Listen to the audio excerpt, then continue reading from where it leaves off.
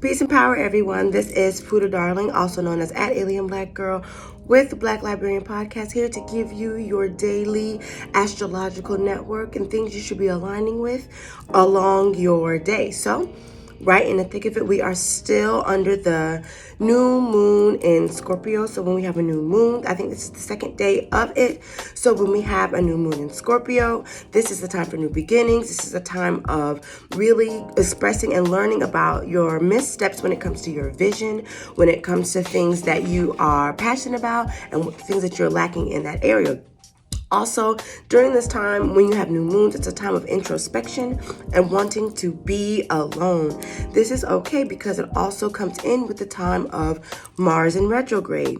What is Mars in retrograde? Mars in retrograde, it comes every 2 years, and it usually is a time when we feel most sluggish, we feel a little adverse about our passions and things of that nature. So when you have this new moon in Scorpio, this is assisting you and propelling you forward to be able to get the things that you need done.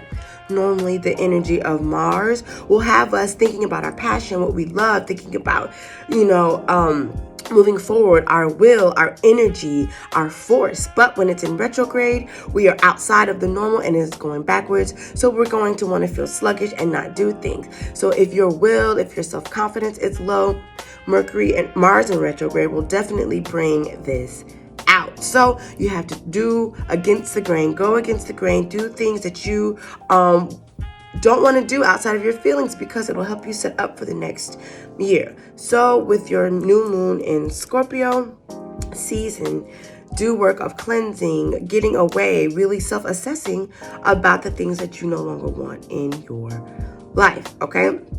And so that's Mars in retrograde, that's Capricorn in I apologize. That is the new moon in Scorpio.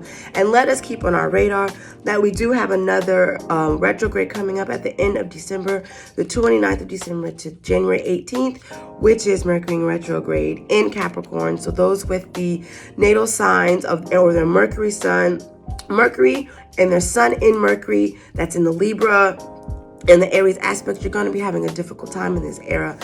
This Mercury in retrograde will come into Capricorn, so it will continue on the energy of feeling crabby.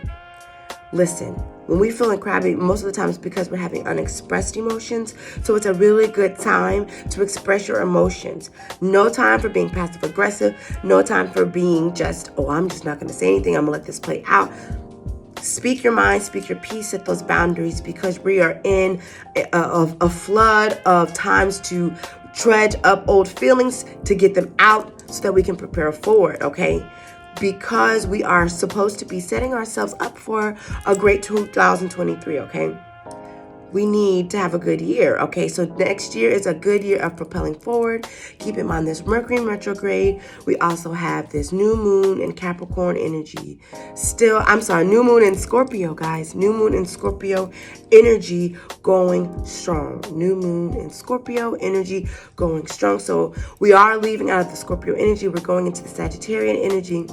Happy birthday to the Sagittarius. So make sure that we are attuning to our solar plexus with this Scorpio energy as we introspect with the new moon, setting new paths, setting new journeys and goals to get to that full moon where we can chill and we can celebrate and begin to harvest and ready for the Mercury in retrograde, and to end out the Mars in retrograde in January with the big bang and feeling better about ourselves, expressing and setting boundaries like we should be doing.